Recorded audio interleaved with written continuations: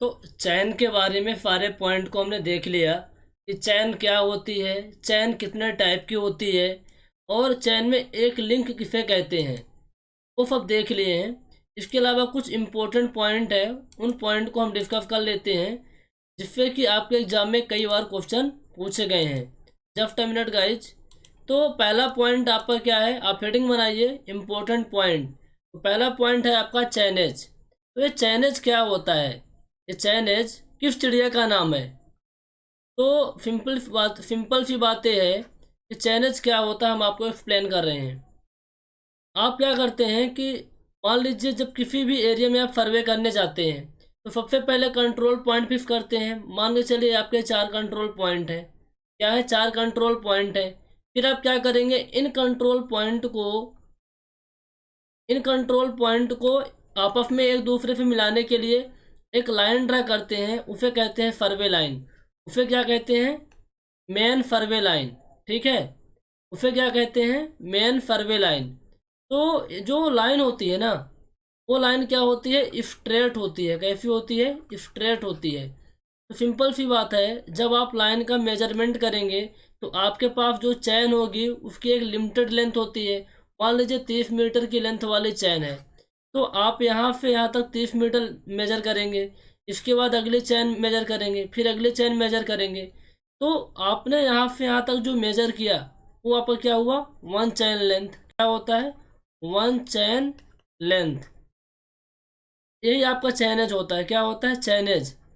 चैनेज क्या होता है? एक मार्क होता है along the main survey line.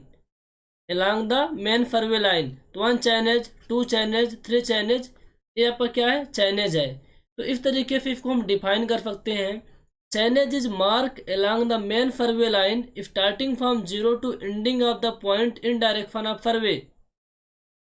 चैनेज क्या होता है? एक मार्क होता है, मेन सर्वे लाइन के साथ साथ चलता है। ये आपका क्या है? इन डायरेक्शन ऑफ सर्वे। इसी डायरेक्शन में सर्वे हो रहा है, इसी डायरेक्शन में सर्वे हो रहा है, और इसी डायरेक्शन में आपकी क्या थी? मेन सर्वे लाइन थी। मेन सर्वे लाइन क्या होती है? जो कंट्रोल पॉइंट को मिलाने वाली लाइन होती है उसे क्या कहते हैं? Main survey line. और मेन सर्वे लाइन का दूसरा नाम क्या होता है? चैन लाइन।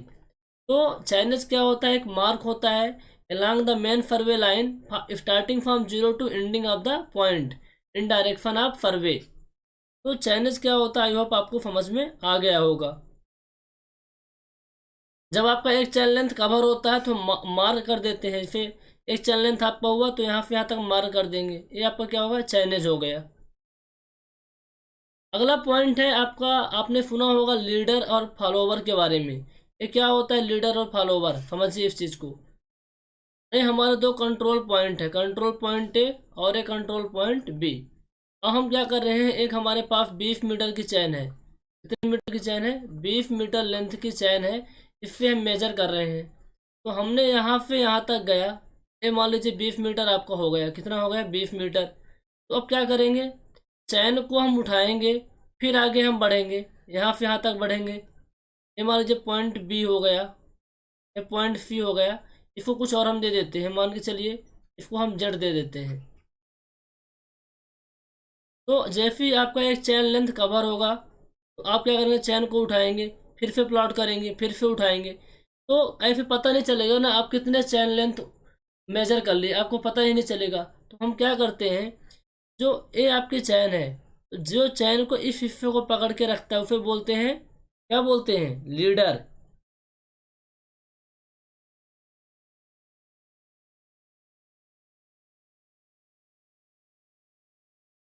क्या कहते हैं? लीडर। तो जो लीडर होता है ना, जैसे ही एक चेन लेंथ कवर होती है, यहाँ एरो गाड़ देता है। एरो क्या होता है? वुड का यानी लकड़ी का एक खुटिया होता है, पेग होता है, उसके करता है ठोक देता है। कहाँ पास ठोकेगा? उस पॉइंट पर ठोकता है जहाँ पास आपकी चैन लेंथ, एक चैन लेंथ कवर हो जाती है। तो आपने जो लीडर होता है, लीडर किसे बोलते हैं? जो आगे आगे रहता है। इसने यहाँ पर क्या किया, एक पेग लिया, पेग को ठोक दिया। जो फॉलोवर आएगा ना, तो इस पेग को क्या करेगा? उठा लेगा। फिर यहाँ लीडर ठोकेगा पेग को, फिर जो फॉलोवर आएगा पेग को उठा लेगा। समझ रहे हैं मेरी बात को? देखिए मैं डायग्राम से एक्सप्लेन करता हूँ आपको। तो इसमें डायग्राम ही नहीं है। देखो, तो इस पॉइंट पे आप जो मेजर कर रहे थे लेंथ, जी जहाँ पर आप एक चैन लेंथ कवर होगा, वहाँ पर आप ये आपका जो स्टार्टिंग का जो चैन होता है, इसको जो पकड़ के रखता है, आगे आगे जो बढ़ता है, फिर बोलते हैं लीडर। क्या बोलते हैं? लीडर। और जो पीछे पीछे आता है फिर क्या बोलते हैं? फॉलोवर। ठीक है। तो जैसे ही एक चैन लेंथ कवर होगा, लीडर क्या करेगा? लकड़ी का खुटिया होता है, उस लकड़ी के खुटिया को हैमर की सहायता से गाड़ देता है।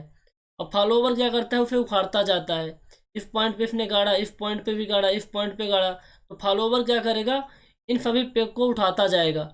अब मान लीजिए आपका सर्वे कंप्लीट हुआ और फॉलोवर के पास 4 पेग हैं। कितने पेग हैं? 4 पेग हैं। इसका मतलब क्या हुआ? इसको हम मानेंगे 4 चैन लेंथ। क्या मानेंगे? 4 चैन लेंथ। ये आपका 1 चैन लेंथ, दूसरा, तीसरा और चौथा। ठीक है। तो जितने नंबर ऑफ पेग फॉलोवर के पास होंगे, उतने ही चैन लेंथ हमने मेजर किया है। तो 4 चैन लेंथ हुआ, मतलब 20 × 4 कितने मीटर होगा? टोटल 80 मीटर मैंने मेजरमेंट किया। तो लीडर क्या होता है, फॉलोवर क्या होता है, इस चीज़ को आप समझ में आ गई होगी। आप चाहे तो हिंदी में इसको लिख सकते हैं, मैं लिख नहीं रहा हूँ, मैं बोल रहा हूँ। आप लोगों में फिर जिनका भी इंटरेस्ट है अच्छे से वो लिख लीजिए। जब चैन से मेजरमेंट लेते हैं, तो जब एक चैन लेंथ मेजर किए, तो एक व्यक्ति होता है जो एरो को इंस्टॉल करता है, और जो एरो को इंस्टॉल करता है उसे बोलते हैं लीडर। और एक व्यक्ति जो पीछे पीछे आता है और उस एरो को उखाड़ता जाता है, लेता जाता है, उसे बोलते हैं फॉलोवर। ठीक है। फॉलोवर के पास जितने पेग होंगे उतने चैन लेंथ हमने मेजर किया। ठीक है। एक एरो का मतलब क्या हुआ? एक एरो का मतलब क्या हुआ? एक चैन लेंथ। That's it. अब आपके मन में सवाल आ रहा होगा, सर आप ये बताइए कि एरो क्या होता है, ढंग से बताइए एरो क्या होता है। तो देखो, एरो कुछ नहीं होता, एक लकड़ी का पेग होता है, कुछ इस तरीके से रहता है। ठीक है। जिसका जो डायमीटर होता है 50 mm का होता है। ये डायमीटर, ऊपर वाला डायमीटर 50 mm का होता है, और ये जो डायमीटर होता है ये 4 mm का होता है। टोटल लेंथ होती है जो पेग की 400 mm होती है, यानी 400 mm से 5 mm ज़्यादा भी हो सकती है और 5 mm कम भी हो सकती है। ये आपका एरो होता है। ठीक है। कई बार पूछ देता है एरो के बारे में, ध्यान रखिएगा। अब हम किससे में हम पढ़ रहे थे? इंस्ट्रूमेंट। सम इंस्ट्रूमेंट जो आपके लीनियर मेजरमेंट में काम आते हैं, डायरेक्ट मेजरमेंट में। तो पहला आपका क्या था? चैन। तो चैन से मैंने मेजरमेंट कर लिया। तो आपको पता है कि चैन केवल हॉरिजॉन्टल प्लेन में, यानी जो आपका स्मॉल एरिया होता है, वहाँ मेजरमेंट करने के लिए बहुत अच्छी होती है। तो जहाँ आपका फ्लोपिंग का एरिया रहता है, कैसा रहता है? फ्लोपिंग एरिया रहता है। On that case we can not use chain. तो चैन को रिप्लेस किया किसने? टेप ने। तो टेप भाई आ रहे हैं। अब हम देखेंगे टेप भाई के बारे में। ये टेप क्या होता है, उसी टेप के बारे में बात कर रहे हैं जो गांव में मिस्त्री लिए रहते हैं। और टेप के बारे में आपको थोड़ा सा आइडिया भी होगा, इतना तो होगा ही। तो टेप क्या होता है, टेप कितने टाइप के होते हैं, उन पर हम बात करेंगे।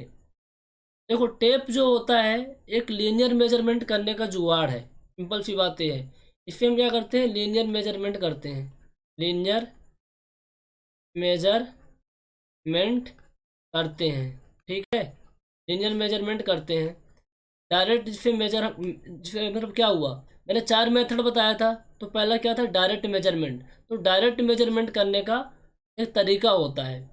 तो चार चार टाइप के टेप होते हैं। पहला टेप आपका है क्लॉथ। क्लॉथ टेप या फिर सिंथेटिक टेप। क्या बोलते हैं? क्लॉथ टेप या फिर सिंथेटिक टेप। और इस सिंथेटिक टेप को लाइलेन भी बोलते हैं कई बार। क्या बोलते हैं? लाइलेन। दूसरा आपका है मेटालिक टेप, स्टील टेप और इनवार टेप। 4 टाइप के टेप होते हैं, क्लॉथ यानी synthetic tape, metallic tape, steel tape और इनवार टेप। याद हो जाना चाहिए क्लास के अंदर।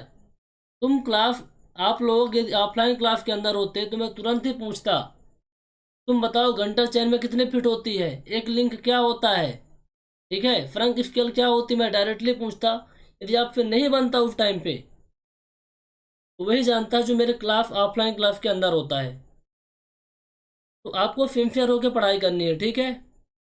तो क्लास मतलब आपके जो टेप है 4 टाइप के होते हैं। तो पहले टाइप की हम बात कर रहे हैं, क्लॉथ या सिंथेटिक टेप। जो क्लॉथ या सिंथेटिक टेप होता है लाइलेन का बना होता है। किसका बना होता है? लाइलेन का बना होता है। कुछ पॉइंट मैंने लिखा है। सिंथेटिक का मतलब क्या हुआ, लाइनेन, ठीक है। ये आपके डायग्राम कुछ मैंने गूगल से लेके आपको दिखा रखे हैं।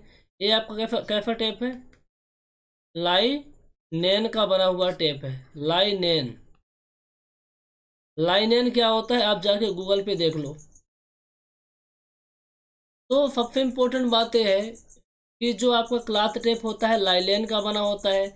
लाइलेन की लेयर होती है, एक लेयर, दूसरी लेयर, तीसरी लेयर, बहुत आपस में बहुत ही क्लोजली क्लोजली यानी बहुत ही फटी हुई, बहुत ही घनेदार परत वाली लेयर बनाते हैं, फिर टेप बनता है। ठीक है।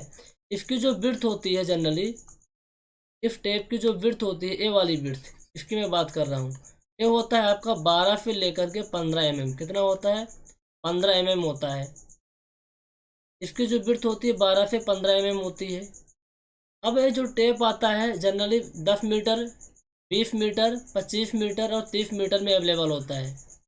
यदि फीट की बात करें 33 फीट, 50 फीट, 66 फीट और 100 फीट, इन लेंथ में टेप आता है। ये लेंथ है टेप की ना जनरली। कॉमनली का मतलब सामान्यता, सामान्यता यानी क्या, जो ज़्यादातर दुकानों में आपको ये टेप मिल बोलेंगे तो मिल जाएगा।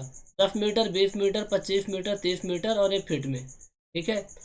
अच्छा, इस टेप का जनरली बहुत ज़्यादा हम यूज़ नहीं करते, रेयरली करते हैं।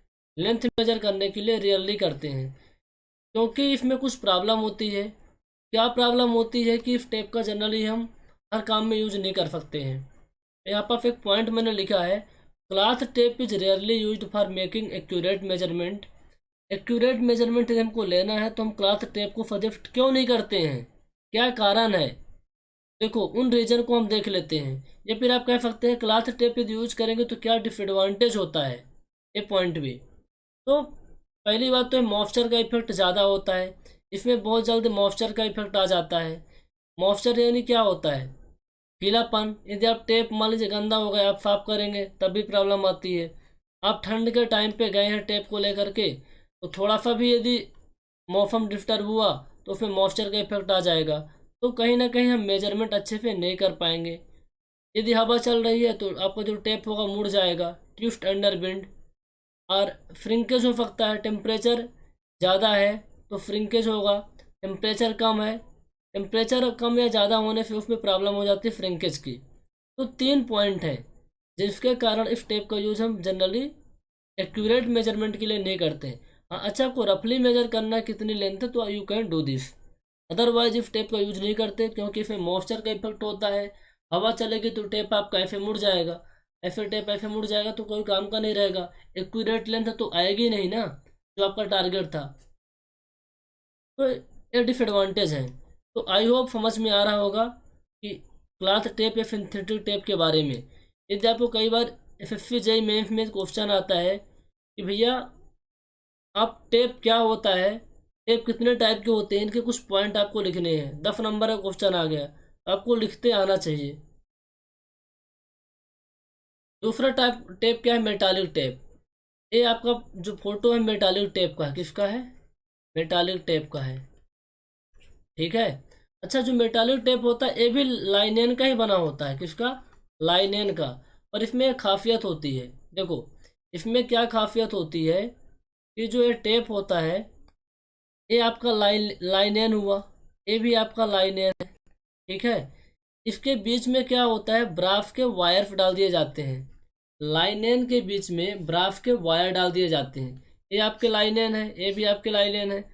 बीच में क्या करेंगे हम, ब्रास के वायर डाल देते हैं, ब्रास के वायर डाल देते हैं। इससे क्या होगा, मॉइस्चर का इफेक्ट कम हो जाएगा। साथ के साथ इसमें क्या होगा, मॉइस्चर का भी इफेक्ट कम होगा और ट्विस्ट भी कम होगा, ट्विस्ट भी कम होगा।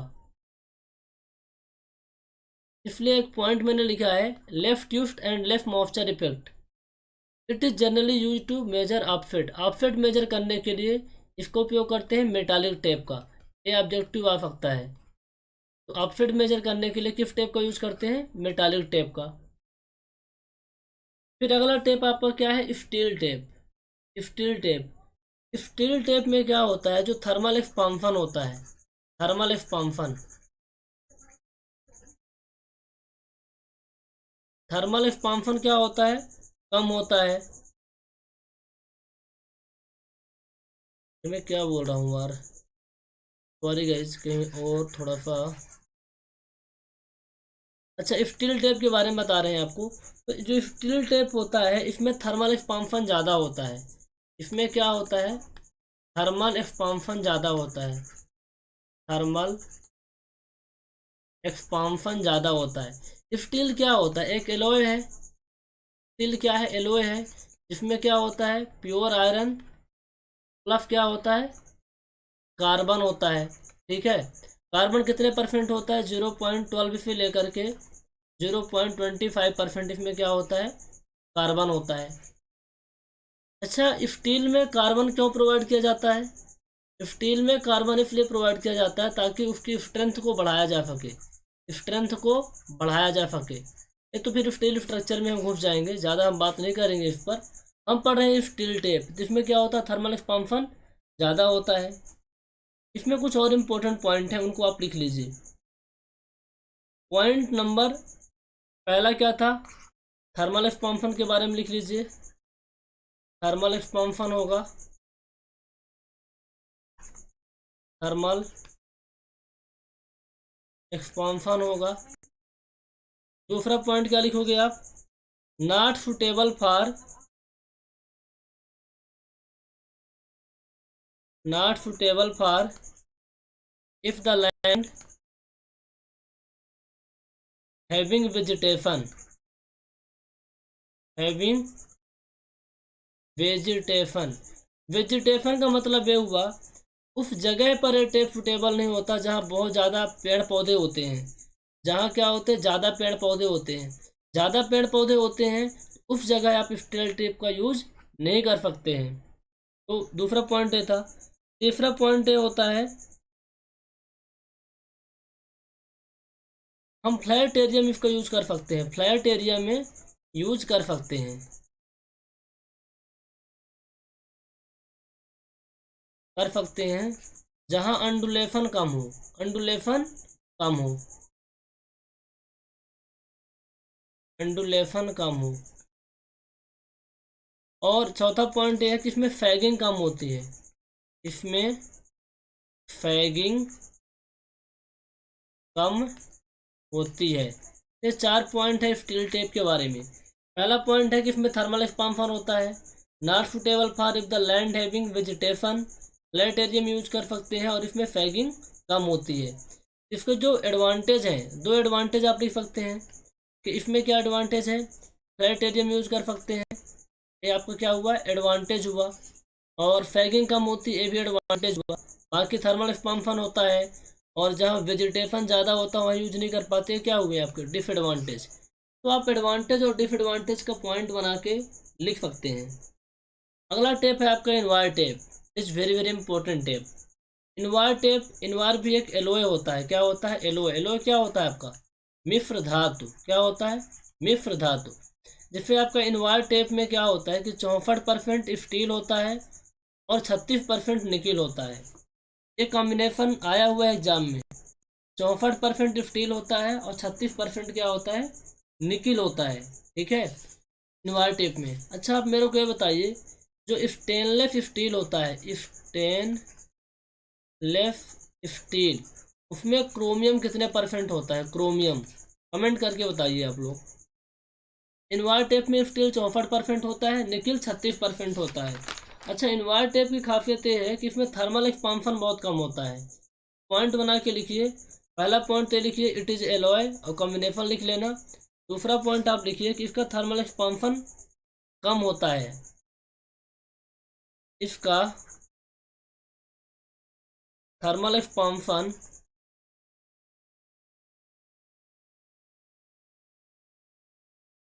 कोफिशिएंट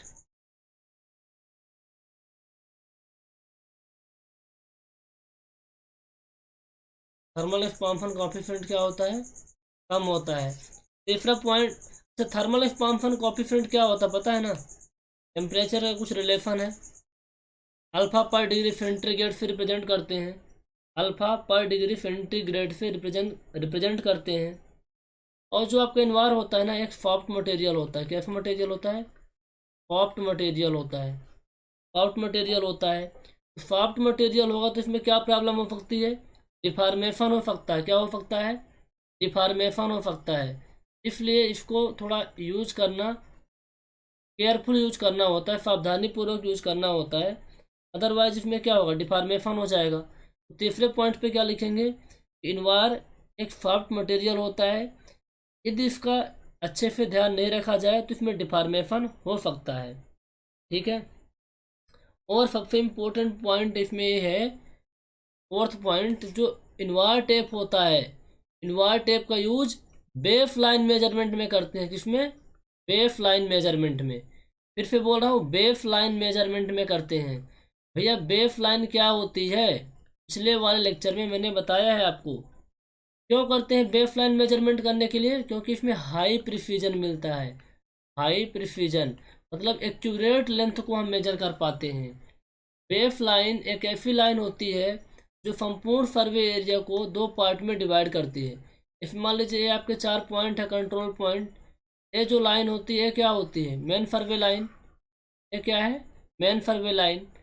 और ये एक ऐसी लाइन जो संपूर्ण एरिया को दो पार्ट में डिवाइड करती है, this is a base line. क्या हुआ, बेस लाइन।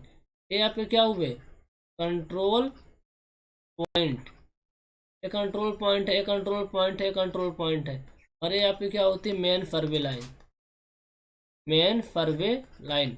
देखो मेरा एक्सप्लेन करने की हैबिट है, मैं कहीं कुछ बताने लग जाता हूँ, उससे घबराने की कोई ज़रूरत नहीं है। जो आपके लिए इम्पोर्टेंट है उसको आप नोट डाउन कर लीजिए। तो इनवार टेप पढ़ रहे थे। इनवार टेप एक एलॉय होती है जिसमें स्टील होता है और निकिल होता है। एक सॉफ्ट मटेरियल होता है जिसमें डिफॉर्मेशन होने के चांसेस ज़्यादा होते हैं, कोएफिशिएंट ऑफ थर्मल एक्सपांशन कम होता है, और इसका यूज बेस लाइन मेजरमेंट में करते हैं। आई होप आपको टेप के बारे में समझ आ गया होगा। अच्छा, अब कौन सा इंस्ट्रूमेंट है टेप के बाद, टेप के बाद कौन सा इंस्ट्रूमेंट मैंने लिखवाया था आपको, पेग के बारे में। पेग्स क्या होता है, इक्विपमेंट यूज्ड इन चैन सर्वे। तो चैन के बारे में हम पढ़ लिए, टेप के बारे में पढ़ लिए। थोड़ा सा चैन और टेप के बारे में और आगे पढ़ेंगे कि यदि हमारी चैन की लेंथ इनकरेक्ट है, ठीक है, इनकरेक्ट का मतलब क्या हुआ, 30 मीटर की यदि आप चैन लिए हुए हैं, उसमें लिखा हुआ है उस चैन में कि भैया ये 30 मीटर की है, लेकिन एक्चुअली में 30 मीटर प्लस 15 सेंटीमीटर की चैन है, और आपने उससे मेजरमेंट कर लिया, आपकी मेजरमेंट में गलत हो जाएगा ना, उसमें रीडिंग गलत आ जाए, एक्यूरेट लेंथ नहीं आएगी। तो कौन कौन से करेक्शन होते हैं वो सब आगे हम देखेंगे। फिलहाल हम देख रहे हैं कि जो हम चैन सर्वे करते हैं, चैन सर्वे करने के लिए कौन कौन से इक्विपमेंट यूज आते हैं। तो चैन और टेप के बारे में देख लिए। चैन सर्वे का मतलब ये हुआ कि हम चैन का यूज करके, देखिए हम चैन का यूज करके उस एरिया का सर्वे कर रहे हैं। तो पेग्स, पेग मतलब कुछ इक्विपमेंट होते हैं जिनकी ज़रूरत पड़ती है। गाइस भटकना नहीं है, हम पढ़ रहे हैं लीनियर मेजरमेंट। लीनियर मेजरमेंट में डिस्टेंस का मेजरमेंट करते हैं। पहला था आपका डायरेक्ट मेजरमेंट। डायरेक्ट मेजरमेंट में भी एक टॉपिक आया था चैनिंग, और चैनिंग के लिए कुछ इंस्ट्रूमेंट की ज़रूरत पड़ती है। उन इंस्ट्रूमेंट के बारे में हम पढ़ रहे थे। जब हम चैन यानी जरीब का यूज़ करके मेजरमेंट करेंगे यानी एरिया का सर्वे करेंगे, तो हमें कुछ इंस्ट्रूमेंट की ज़रूरत पड़ती है। उनमें से एक होता है पेग। क्या होता है, पेग। पेग का यूज़ कहाँ करते हैं, जब आप डिफाइन कर लेते हैं कि भैया ये हमारा मेन स्टेशन पॉइंट है, ये आपका मेन स्टेशन पॉइंट है, ये मेन स्टेशन पॉइंट है, मेन स्टेशन पॉइंट है। तो इन मेन स्टेशन पॉइंट को आप कैसे डिफाइन करके रखेंगे, तो इसके लिए हम क्या करते हैं, यहाँ पेग गाड़ देते हैं। क्या करते हैं, पेग्स को ठोक देते हैं। क्या करते हैं, पेग्स को ठोक देते हैं। तो to fix main station point that is mark definite point for temporary या semi permanent. Main station point को फिक्स करने के लिए पेग का यूज करते हैं। ठीक है, हो सकता हो टेम्परेरी हो या परमानेंट हो। ये आपका वुड का बना हुआ होता है, लकड़ी का। ये वाला क्या होता है, नुकीला होता है, शार्प होता है।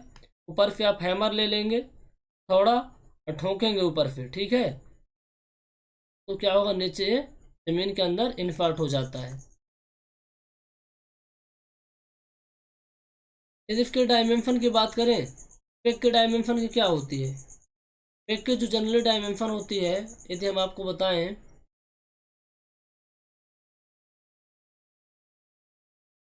उसी तरीके का पेग होता है आपका। इसकी जो डायमेंशन होती है 15.50 सेंटीमीटर होती है, एक स्केल के बराबर 15.50 सेंटीमीटर होती है। वही चीज़ इसमें mm में लिखा हुआ है 150 mm, और ऊपर क्या लिखा है 25 mm।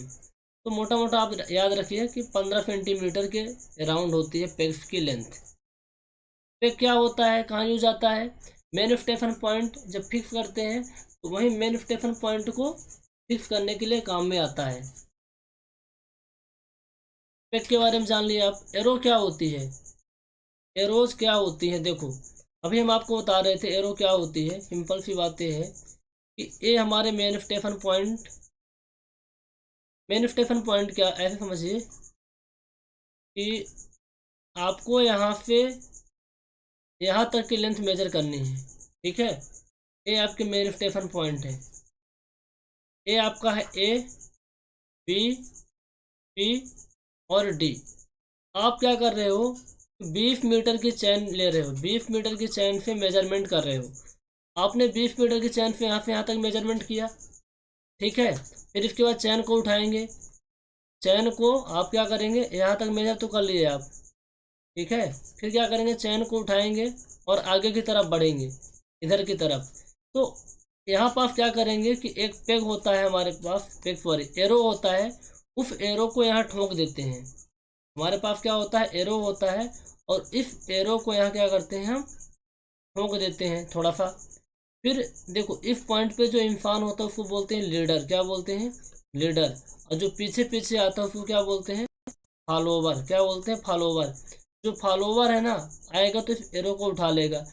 इस तरीके से जब दूसरी चेन लेंथ कंप्लीट हो जाएगी तो फिर एरो को इंस्टॉल करेगा लीडर, फॉलोवर आके उठा लेगा। तो एरो क्या होती है, एरो का यूज कब करते हैं, जब हम लेंथ का मेजरमेंट करते हैं जो एक चैन लेंथ से ज़्यादा होता है, एक चैन लेंथ से ज़्यादा होता है, ऑन दैट केसेस हमें यूज करना पड़ता है एरो का। यदि एक ही चैन लेंथ होगा यहाँ से यहाँ तक 20 मीटर का, तो हम क्यों यूज करेंगे, डायरेक्टली हम बता सकते हैं 20 मीटर का है।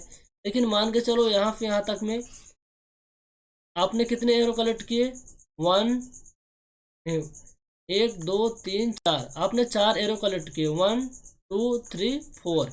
कौन कलेक्ट किया, फॉलोवर ने। तो मैं कह सकता हूँ कि भैया ये चार चैन लेंथ है, 4 चैन लेंथ है, इसलिए एरो का उपयोग करते हैं। तो डिफिनेशन में सिंपल सी भाषा लिखी गई है, if the survey is to be done for more than 1 chain length then the chain is laid and lifted number of time, so to mark end of the chain when laid arrow are used।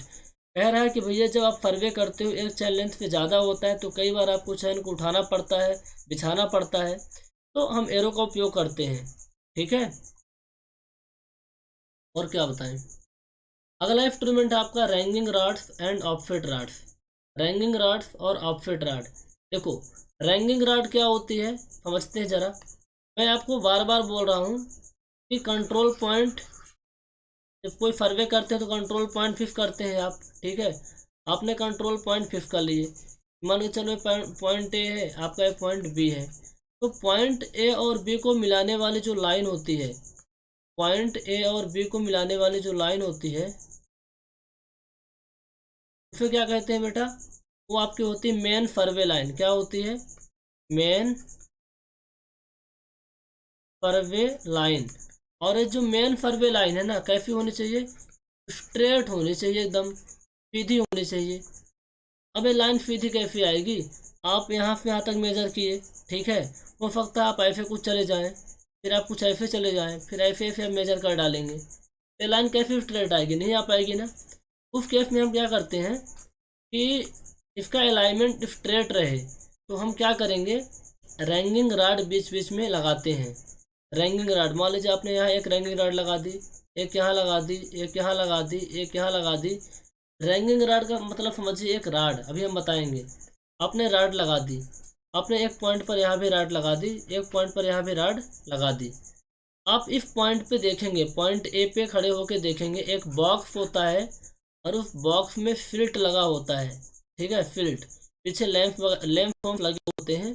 आप उस पर देखेंगे तो आपको केवल एक ही rod दिखेगी, एक ही राड दिखेगी। इसका मतलब क्या हुआ कि जितनी भी राड है उसके पीछे हैं, उसके पीछे हैं, इसलिए आपको एक राड दिख रही है। उसके जब आपको केवल एक राड दिखेगी इसका मतलब हुआ कि जितनी भी राड है उसके पीछे है, मतलब लाइन आपकी क्या है, स्ट्रेट है। यदि आपको एक से ज़्यादा राड दिख रही हैं तो आप बोलेंगे भैया आप सीधे में आ जाओ, सीधे में। राड जो है ना एक से ज़्यादा दिख रही है, हमारी जो फरवे लाइन है ना वो स्ट्रेट नहीं आ पाएगी। तो लाइन को, मेन फरवे लाइन को स्ट्रेट रखने के लिए रैंगिंग राड का उपयोग करते हैं।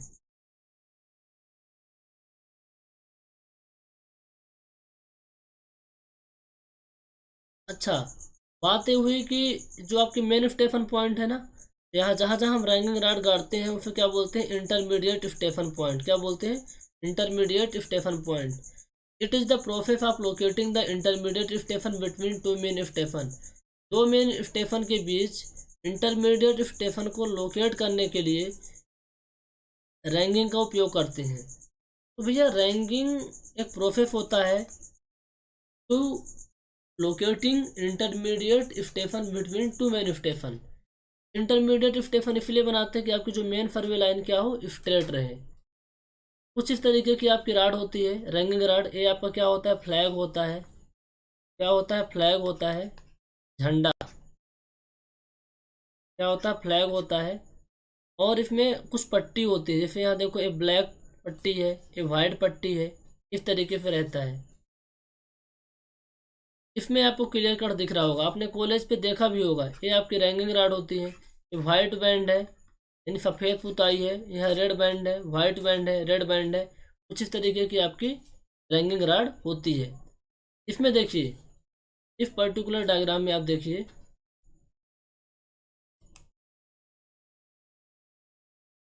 इस डायरेक्शन में आप सर्वे कर रहे हो, इस डायरेक्शन में आप क्या कर रहे हो, सर्वे कर रहे हो। ये डायरेक्शन आप क्या है, आपका डायरेक्शन ऑफ सर्वे है। ठीक है, ये आपके दो स्टेशन है, पहला स्टेशन है, दूसरा स्टेशन है। स्टेशन ए और स्टेशन बी। तो स्टेशन और स्टेशन बी के बीच हम जो लाइन ड्रा करेंगे वो लाइन स्ट्रेट होनी चाहिए, सीध होनी चाहिए। उसके लिए हमें करना क्या होगा कि बीच बीच में हमें कुछ इंटरमीडिएट स्टेशन बनाने होंगे। तो हम क्या करेंगे, जो आपके रैंगिंग राड होती है उनको हम लगा देंगे। हमने पॉइंट स्टेशन ए पे लगाया, इसके बीच में यहाँ पे लगाया, यहाँ लगाया, यहाँ लगाया। अब पूछेंगे सर हम रैंगिंग राड कहाँ लगाते हैं। देखो प्रॉब्लम वहाँ आती है। देखो आपका स्टेशन ए था, स्टेशन बी, आपने एक चैन लेंथ मेजरमेंट कर लिया तो लाइन आपकी स्ट्रेट आएगी, क्योंकि दो लोग पकड़ के खींचेंगे तो भाई दिखेगा आपस में 20 मीटर कितना दूर होता है। लेकिन जब अगली चैन लेंथ आप मेजर करेंगे तो हो सकता है कि आप ऐसे चले जाएं, ऐसे चले जाएं, थोड़ा सा अलाइनमेंट को भटक जाएं। उस केस में हम क्या करते हैं कि जैसे ही एक पॉइंट आपका यहाँ से हुआ, यहाँ हम एक रैंगिंग राड लगा देंगे। इस पॉइंट पे लगा दिए, इस पॉइंट पे लगा दिए, ऐसे रैंगिंग राड हम लगाते गए। फिर हम स्टेशन ऐसे देखेंगे कि जो आपकी रैंगिंग राड है एक सीध में है कि नहीं है। यदि आपको केवल एक रैंगिंग राड दिखेगी, इसका मतलब जितनी भी रैंगिंग राड है उसके पीछे हैं, यानी लाइन स्ट्रेट है। तो यहाँ पास देखिए एक आपके सर्वेयर साहब है ना, एक सर्वेयर है। ये सर्वेयर क्या कर रहा है, देख रहा है। ये सर्वेयर देख रहा है कि ये जो लाइन है, जो रैंगिंग राड है एक सीध में है कि नहीं है। That's it, all rod must be in the same line.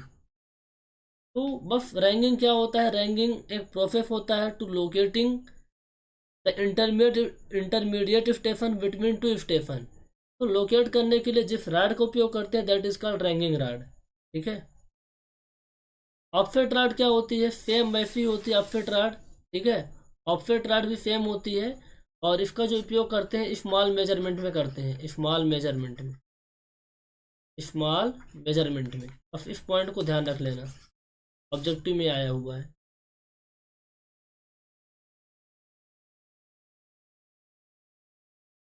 समझ में आ गई बात की रैंगिंग राड क्या होती है, बना के तो बताना नहीं पड़ेगा। चलो डायग्राम बना लो आप लोग, मैं आपको बना के बता देता हूँ।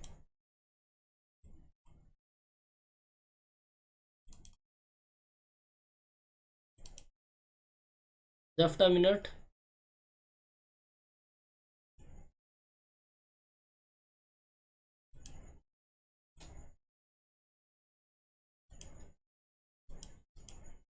यार लैपटॉप बार बार हैंग कर रहा है।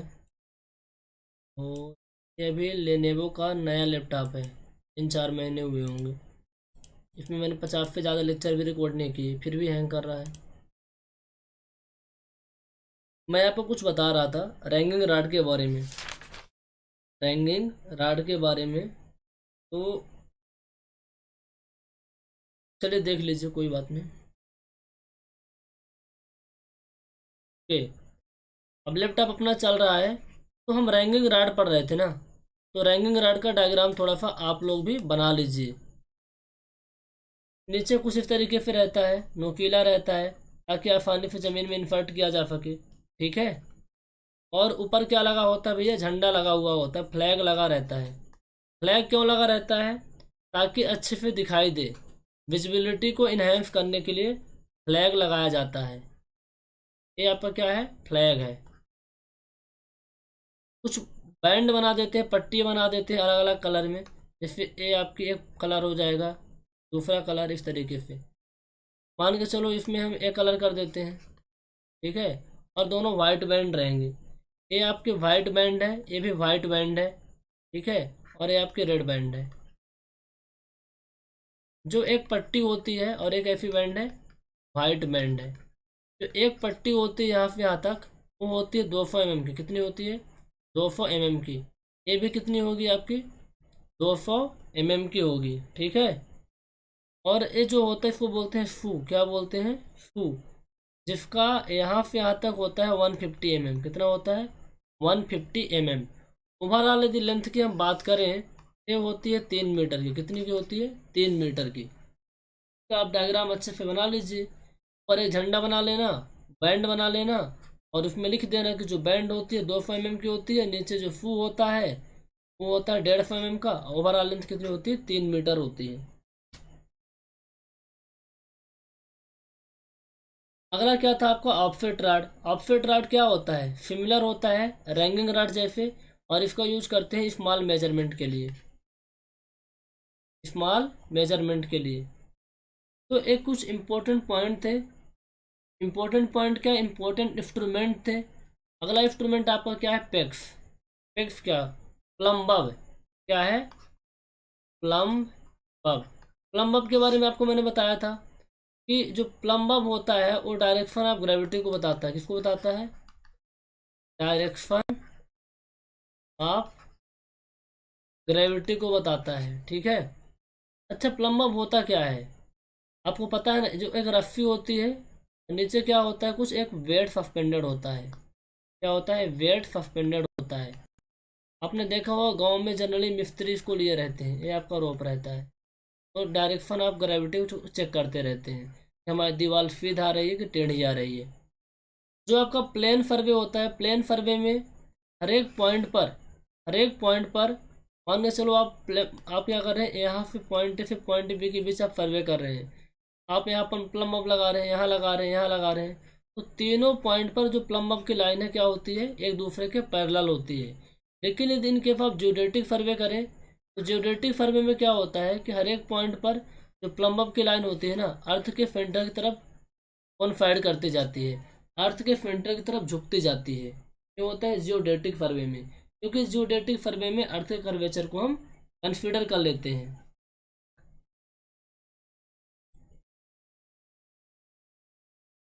तो इस लेक्चर में बस इतना ही, बाकी हम बात करेंगे अगले लेक्चर में जो भी है। तो आप लोग पढ़ते रहिए, खुश रहिए, और यदि चैनल पे पहली बार आए हैं तो चैनल को आप सब्सक्राइब करके बेल आइकन को प्रेस कर दीजिए। बेल आइकन को प्रेस करने से क्या होगा कि जितनी भी वीडियो आती रहेंगी आपको उसका नोटिफिकेशन मिलता रहेगा। Thank you so much guys, have a nice day.